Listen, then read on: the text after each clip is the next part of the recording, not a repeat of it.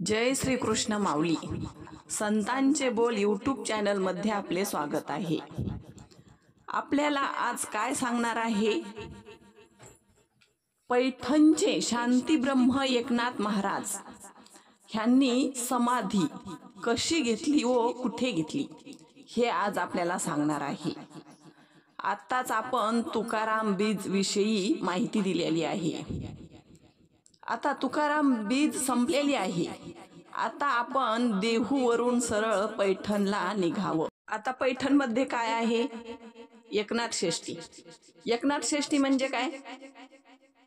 एकनाथ महाराजांनी जल समाधी घेतलेली आहे षष्ठीच्या दिवशी. जेथ जेथ संपत्ती आणि दया दोन्ही वसती आलिया ठाया तेथ जान धनंजया विभूती माझी. श्रीकृष्ण परमात्मा अर्जुनाला सांगतात, अर्जुना, जिथे जिथे संपत्ती आणि दया आहे ना तिथे माझं वास्तव्य आहे. संपत्ती आणि दया आणि संतती हा त्रिवेणी संगम आहे. त्रिवेणी संगम म्हणजे खूप मोठं महत्व असं मानलं जातं. नद्यांचा संगम झाला तिथे स्नान करण्यासाठी जातात की नाही. वाटचा जरी तीन संगम असला तर लोक तिथे काय काय टाकतात. तसा हा एकनाथांच्या घरी त्रिवेणी संगम होता. एकनाथांना कशाचीच कमी नव्हती. एकनाथाच्या घरी श्रीमंती ओसंडून वाहत होती. मग त्यांनी काय करायला पाहिजे हो? गोदावरीवरून पाईपलाईन घ्यायला पाहिजे, मस्त काचबंदी नाहणी बनवायला पाहिजे, गंगाळ सोन्याचा तांब्या, 4-5 लोक आंघोळ घालण्यासाठी, असं पाहिजे की नाही. त्यांनी काय केलं? ते सकाळी उठायचे आणि गोदावरीच्या स्नानाला जायचे. 1000 वेळा येऊन पान खाऊन थुकला पण एकनाथ महाराज रागावले नाही. वर डोकावून पण पाहिलं नाही. कोण थुकते माझ्या अंगावर, ह्याला म्हणावं शांती. म्हणून म्हणतात शांती ब्रह्म एकनाथ. तो येवन शरण आला एकनाथांना. महाराज माझं चुकलं. महाराज म्हणतात, वेड्या, अरे मला गोदावरीचं स्नान घडलं तुझ्यामुळे आणि तू कशाला क्षमा मागतोस? हे घे मध आणि तोंडाला लाव, तुला आराम पडेल. ह्याला म्हणतात शांती. श्रीमंती.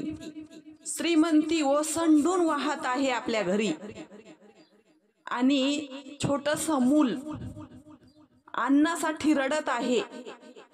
अन्नाचा सुगंध दरवळत आहे आणि त्या मुलाला लाडू खाऊ वाटतो. त्याला काय म्हणावं? जा, मी लाडू देत नाही, मला पित्र जेवू घालायचे. चालेल का हो? काय करायचं ह्या श्रीमंतीला? चाटायचं आहे. नाथांनी ते केलं नाही. नाथांनी दया आणि श्रीमंती एकत्र आणली आणि बाळा, तुला लाडू खाऊसा वाटतो ना, घे लाडू. आधी त्यांना जेवू घातलं आणि नंतर पितृ जेवू घातले. ह्याला म्हणावं दया आणि श्रीमंती. ब्राह्मण वर्ण म्हणजे उच्च वर्ण, आणि जर शूद्रांना जेवू घातलं तर ते ब्राह्मण जेवतील का हो? नाही जेवणार. त्या ब्राह्मणांना राग आला आणि म्हणले एकनाथाच्या घरी जेवायला जायचं नाही. एकनाथ महाराज सांगत होते, आम्ही परत स्वयंपाक केला, सोहळ्याचा स्वयंपाक आहे, पण ते ऐकायला तयार नाही. जिथे दया आणि शांती आहे ना तिथे भगवंत आहे. भगवंत श्रीखंड्याच्या रूपात स्वतः आले होते पाणी भरण्यासाठी.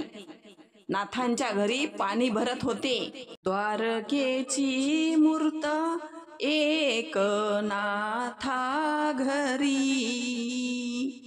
पाणी वाहे हरी कावडीने श्रीखंड्या चंदन उगाळोनी करी धोत्र गंगा तीरी धुत असे. काय करत होते द्वारकेचे श्रीकृष्ण परमात्मा एकनाथाच्या घरी?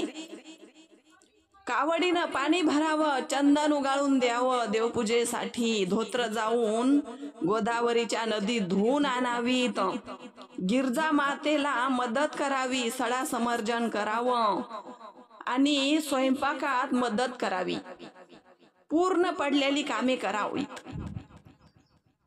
त्यांनी स्वर्गातून पित्र बोलवले जेवण्यासाठी, तेव्हा ह्या ब्राह्मणाचे डोळे उघडले. भानुदासाचे कुळी महाविष्णूचा अवतार, साक्षात महाविष्णूचा अवतार होते एकनाथ महाराज. वाल्मिकी ऋषींनी रामायण लिहून ठेवलं होतं, पण ते संस्कृत मधून होतं. कलियुगामध्ये महाराष्ट्रात संस्कृत येणार नाही, मराठी भाषा आहे, म्हणून एकनाथांनी वाल्मिकी रामायण मराठीतून केलं होतं. महान ग्रंथ सोप्या भाषेत करून ठेवले. भारुडे लिहिली, अभंग लिहिली. जिथे जिथे धर्माची हानी होते तिथे तिथे संत रूपी अवतारतात आणि जगाला सत्य सनातन धर्म शिकवतात. जगाच्या कल्याणा संतांच्या विभूती, देह कष्टविती परोपकारे. परोपकार करून जगाला सांगतात का बाबांनो, हा मार्ग नाही आपला सत्य सनातन धर्म आहे, तुम्ही या मार्गाने चला, वाट दाखवून देतात. पण लोक अडरानाने धावतात, संताच्या मार्गाने चालत नाहीत. दुर्बुद्धी ते मना कदा न उपजो नारायणा. म्हणून संतांची संगत महत्वाची आहे. संतांच्या संगतीत चलावं, तेव्हा आपल्याला परमार्थ कळेल, पण आपण ते करत नाहीत.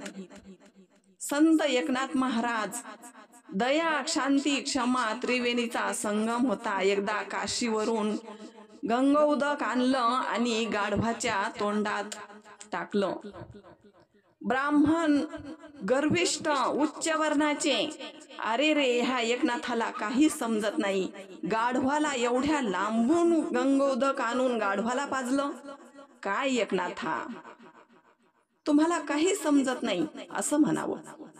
एकनाथ महाराजांनी भारुडे, रुक्मिणी स्वयंवर असे विविध प्रकारचे ग्रंथ मराठीत करून ठेवलेले आहेत.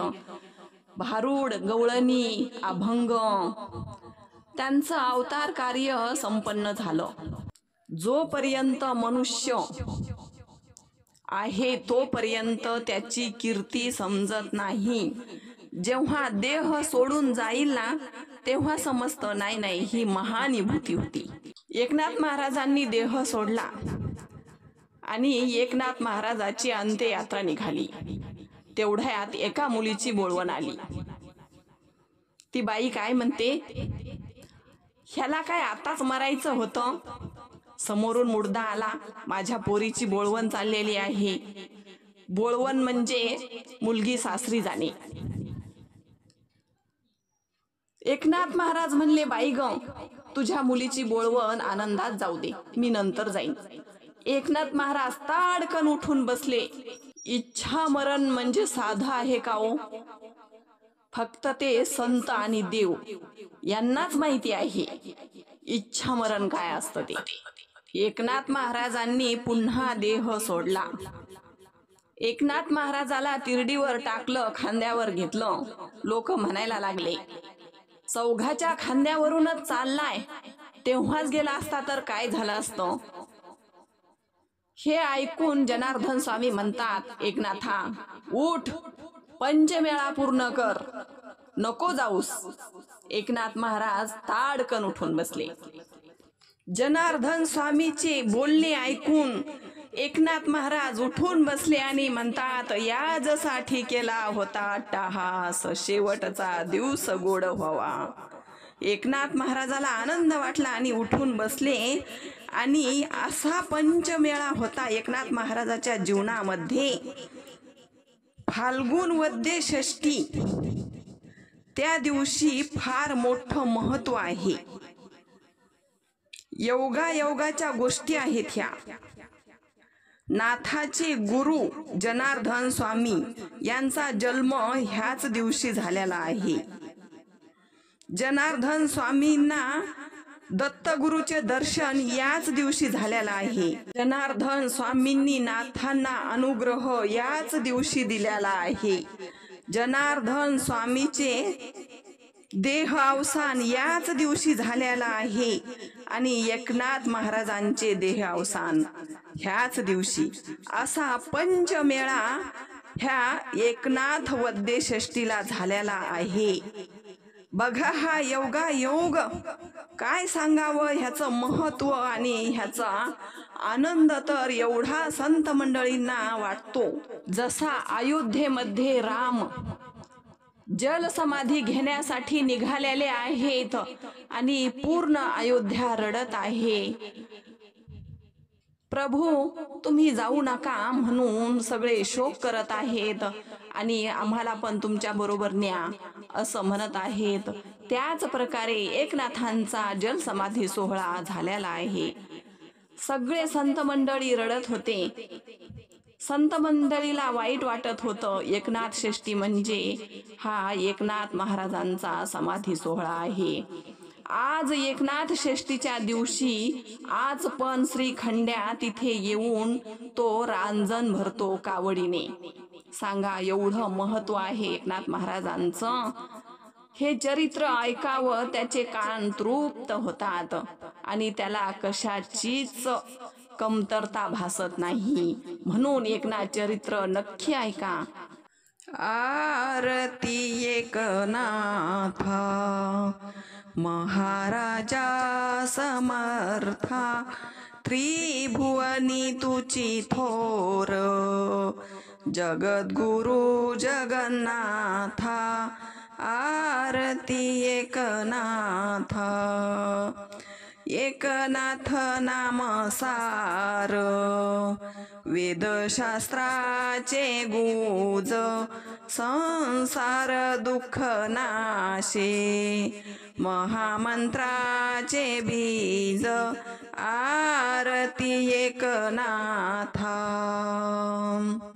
एकनाथ नाम घेता, सुख वाटेल चित्ता, अनंत गोपाळदास, धनी न पुरे गुण गाता. आरती एकनाथा. महाराजा समर्था. आरती एकनाथा.